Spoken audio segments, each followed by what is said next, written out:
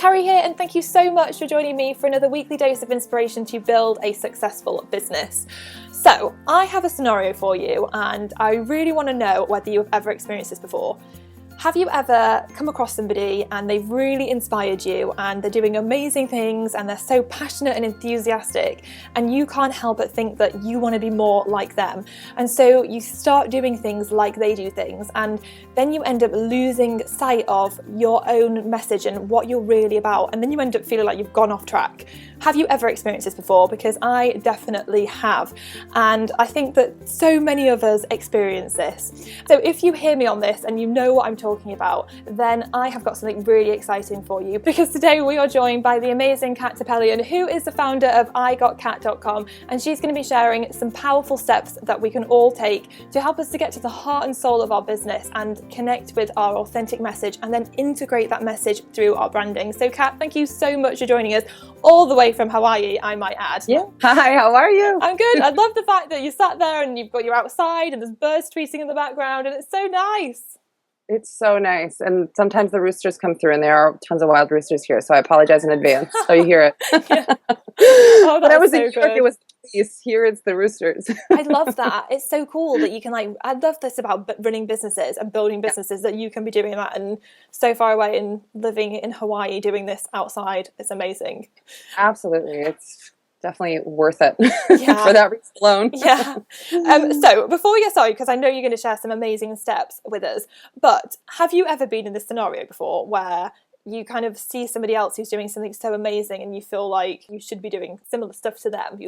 Absolutely. Yeah, I think that we're all like that. Yeah. I think that we get a lot of our ideas by seeing other people do things well, don't we? Yeah. You see something and get inspired, or like when people get jealous, right? When someone says, "Oh, I'm so jealous of that dress." What that really says is, I want that dress for myself, right? Yeah. So that's kind of like the internal response mechanism. So I don't even think that there's anything necessarily wrong with that initial reaction. It's just what we do with it. Yeah. After that makes all the difference, right? I think that. And I also think that there's so many, especially because there's so much information online, and there's so many people saying, oh, you should be more like this or you should be more like that. And I know I felt in the past pressures to try and be a certain way, and then you kind of get down the road a little bit and you just think, how on earth have I got here? Like, how did I get so far off track and lose Right. sight of what I was really supposed to be doing? So and then it's awful then, because then you have gone off track and you just have got distracted and wasted a bunch of time trying to be something you're not. And I think it's like that quote, it's better to be a first-rate version of yourself than a second-rate version of someone else. But it's sometimes so easy to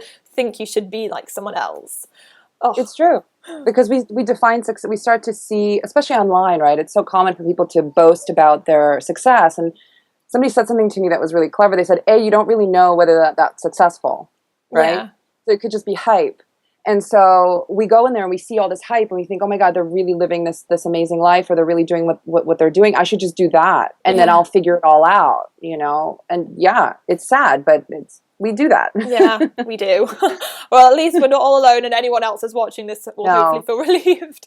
Right. But what are the steps, though, that people can take in order to get really clear on what their own authentic business message is, what their own voice is, and what the heart and soul of their business is? And then how do they integrate that into their communication, into their brand, so they can share it with people? Right. So one of the core basic kind of root ideologies, I don't like that word so much, but sort of an ideology of how I work with people is I take people through Joseph Campbell's hero's journey path, right? So if you're not familiar with Joseph Campbell, he was a famous mythologist, and he developed this system where by studying all these different myths, he saw a pattern. The hero coming from a point of ignorance and not really knowing what's going on, and going through all these troubles and difficulties, and then becoming the hero that we fall in love with, becoming the upgraded 2.0 version of himself, right? And so I started seeing that was true in my own life, in personal relationships and business and all kinds of things. And so I developed a process where I would take people through looking at themselves and seeing what exactly is their hero's journey, because that's so inspiring to me, because most of the people that I work with are people who have, they're like you and me. We run businesses that we love because they're part of our hearts. And so they're so connected to who we are that the hero's journey of our personal life becomes the personal story of the hero of the brand. So the hero's journey is the brand journey. And so one of the first things that I tell people to do is to embrace their story and to be able to tell their story. in a really empowered way to understand what their troubles were, where they fell on their faces, where they failed, right? To get to become exactly who they are today, right? Because if I didn't go through all the millions of problems and difficulties I've gone through in my life, I wouldn't be sitting on this deck in Hawaii talking to you. It just wouldn't have happened. Yeah. And all those failures are quote unquote are really interesting to people. So one of the first things I say is to embrace your story, understand where you come from, what is your root desire, and where does the desire to start the business that you're starting come from? Connect with that. Yeah. So that's really powerful, and then to be able to talk about it, because we're ashamed, right? We don't want to talk about it. Yeah. And it doesn't mean spilling all your dirty secrets, but it just means understanding your core story and seeing how that feeds into the business that you're running, and really to understand how that's the core, that's the fundamental energy of your business. Is there any starter, so for example, would you suggest that people sit down and try and write out their story? And if Yes. so, do you have a way that people can start into that? Because it's quite a big thing to actually sit down and do. Yes, it is. And when I work with people, I have them kind of do this process in numerous steps. The first time they write their bio, it ends up being 2-3 pages long. And I say to them, you're not necessarily going to use this whole thing on the site, right? But write your story. Write the story from the perspective of who was I, who am I now, and why do I choose to do what I do now? So that would be a great place for you guys to take an exercise and do something like, here's where I come from, here's what I've learned in the process, here's who I am now, and here's what I'm now offering, right? It's a logical process. Yeah. Right? I'll give you an example. I was born in the Soviet Union. I came to New York. We had nothing. I started working really hard. I started working in sustainable development and seeing how freedom of heart and freedom of mind actually allowed us to think bigger. I saw the state of the planet that we were living in. It really bothered me. And I decided to start working with small businesses that could actually, in their own way, empower small businesses and empower regular people so that we can move away from the large quote-unquote corporations, which were kind of failing, and really create this new financial paradigm. So that's actually my drive. Okay. So when I work with, do you see what I'm saying? Yeah. So that's kind of that's the story. Yeah, and I was born in the Soviet Union, the weirdest place ever. You know what I mean?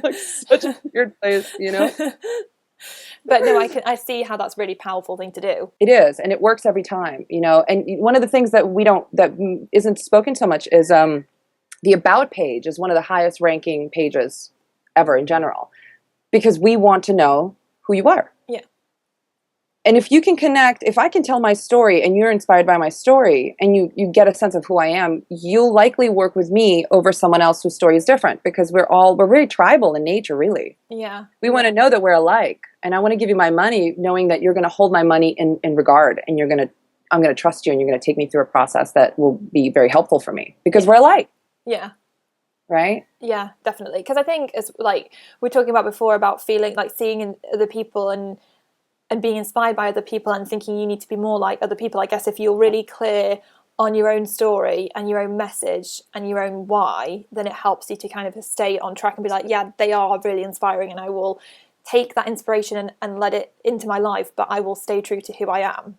Absolutely. People always ask me about competition, and this kind of leads into the second tip is people always ask me about competition, and they say, well, what do you do about competition? Because there's other designers or brand strategists or developers or whatever. And I go, I don't even look at my competition. This might sound so crazy, right? I don't care. Because if I start looking at my competition, I start freaking out. That's the nature of humans. We're going to freak out. Oh my God, they're so much cooler than I am. They're probably making so much money. Oh my God. But when I actually calm down, I look at my life and what I've created, I'm really happy and content. And so that means that I can continue doing it my way. Yeah. And my way is the only way that's correct for me, right? And this is where, the next question is, how do we differentiate, right? Because if you are a writer, let's say you're a copywriter or a yoga instructor or a chef, right? There are so many people that do the same thing. So how do we differentiate? What is it how can we do it differently? How can we talk about it differently, right? Well, that's where linking back to your story is so important, right? Because when you link back to your story, your unique experience as a human being on this planet will feed the uniqueness into your service. Yeah. Because we work with people at the end of the day. Yeah. Right? So let's say I'm a yoga instructor, and with my story, let's say that instead of doing technology, I did yoga, right? And I realized that working with people from that country, and I'm totally making this up right now, but it seems logical, working with people from countries where you don't have freedom of speech, for example, creates certain blocks in certain parts of the body, like the shoulders. You see people sunk over a lot, right? So I can tell my story. I've observed that these muscle groups are blah, blah, blah, blah, blah. So I've developed a system unique for people who come from that part of the world, or a system that helps you release the stress of not being able to speak your truth, which is integrated with the body, right? And then instantly somebody from a place like that will read it and go, oh my God, I totally get that. I'm looking at my mother and father. They walk like that. I walk like that. I want to work with her. Yeah. You know, and so it's this kind of like funky process, but we have to use our experience to fuel into the services we provide, because we are going to make those services unique just by the virtue of being in that service and offering that service, right? Yeah, definitely. I agree. Well, there was something I had something then I was going to say about how obviously so many of us are doing exactly the same things and we've got the same missions, but it's about putting your own personal spin on it and bringing your own personality to it. And I think, again, it comes back to connecting with that story about who you are. Back to connect with your story, exactly. And honestly, you know, a lot of times you look at you know how you walk into a party, right? We're all like this, I think. You walk into a party and you instantly like someone, you instantly don't like someone, right? That's just like our own, I don't know if it's intuition or whatever, electric circuit, whatever you want to call it. That's the same thing with people online. Yeah. So we can't possibly worry about competition, because I'm going to go, let's say I want to I hire a copywriter and look at somebody's photo and I read their bio and I just do not resonate with them at all. And I'm sure they write really great stuff. I've seen their work and their stuff is great, but I can't imagine working with them. Yeah. So we have to trust in the fact that our own natural being is going to attract to us the right people. Because people, you know, it's really funny. I find out when people hire me, I find out that some of them have been watching me for a year or two. And they've been waiting for the opportunity to be able to work with me. And they say, I've been waiting to work with you. And I go, you're kidding me. There's so many other designers. They're like, no. And that's when I'm really clear that the process works. Yeah, I think that's right. And I also think that you can tell when someone isn't being authentic with themselves, because we pick up on it, don't we? And you can spot it a mile off when someone isn't really being true to themselves, which again reinforces your point about how important it is for us to connect with our authentic selves and to really get clear on our own story and, you know, put our own spin on things instead of someone else's spin. Yeah, I'd rather you be crazy with feathers in your hair if that's your thing. And if that resonates with me, I'm going to go, yeah, girl, let's work together. Yeah, exactly. You know, I don't want you wearing a suit and feeling all awkward when you just want to put feathers back in your hair. No, I definitely agree. I think 100%. Absolutely. And the last tip, this feeds into the article that I wrote, and I provide this table for you guys, and I'm going to show it to you here because I printed it out, and I printed it out double-sided so that we don't waste time. But yeah, this is a table that I've put together of the brand essences, and there are essentially 12 brand essences that fit into 4 categories, right? And brand essences are basically an extrapolation of Carl Jung's 12 archetypes that were then brought into the marketing and branding strategies in the last 40, 50 years, I'd say. And people have started discovering that brands will often fit into a typical, like in some sort of an archetype. And when you read the blog post that I wrote there, you know, I talk about Victoria's Secret, and one of the archetypes is the lover archetype. And it seems really simple, like, yeah, of course it's Victoria's Secret's a lover archetype. But when you look at the actual definition of the lover archetype, and I'll read it for you here, right, their core desire is to attain intimacy and to experience sensual pleasure. And how does one whose drive that is do that? They seduce you. So when we look at the Victoria's Secret models, when we look at the underwear, we want 2 things. We either think, we're going to look like that when we put that on. Or if our partners buy that for us, they're going to think, man, she's going to look like that when she puts that on. Right? And in a sense, when we put it on, we feel beautiful, and we've attained that intimacy and that sexual energy, right? And so the lover archetype wins, or they get what they want, because their MO is to sell, right? And they're going to use whatever tactics. I'm not going to go into like naughty tactics, but it actually works. Or for example, right? Let's take the jester archetype, right? So the core desire is to live in the moment with full enjoyment, right? That's the core desire of the jester. And there's tons of stuff here, and you guys will see when you download it. And one really common brand in the United States that uses a jester archetype is Geico. I don't know if you're familiar with Geico. Not really. It's an auto insurance company, and they have this talking gecko, and he's got this silly Australian accent, and he just says these ridiculous things, and he's like he's the mascot. You know, he does these absurd, they put him in these absurd situations, but the idea is that they make us laugh, and through laughter, they're actually selling us on something because their brand is fun. Yeah. Yeah. They're going to save you money on car insurance, and they're going to be fun, you know? Yeah. Most comedians are also jesters. I mean, that's pretty clear, right? They Yeah. just make you laugh. Yeah. So when we can look, and there's 12 of them here, and you can take a look at the table and study them and see what fits for you. When we can find one or two essences that really resonate with us, and usually I have people do this kind of whole collaging process because I don't want it to be I don't want it to be a left brain exercise where we're analyzing it. Yeah. It really becomes a right brain exercise where we surrender and discover what the core energies of the brand and of ourselves are.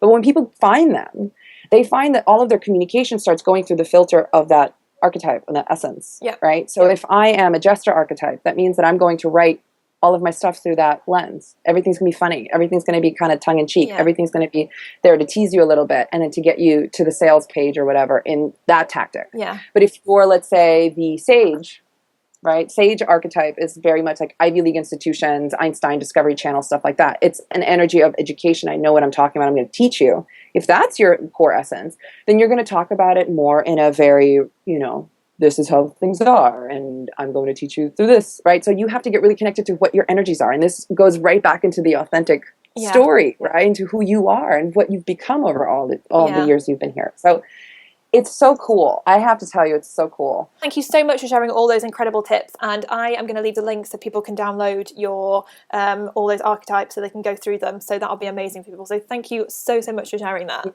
Thank you so much. But I would also love to hear what you think about this. Have you ever been in the scenario where you've been so inspired by someone you felt like you wanted to be more like them and you kind of lost sight of your own core message? If so, head over to the blog and leave a comment. And I will see you next week for another dose of inspiration.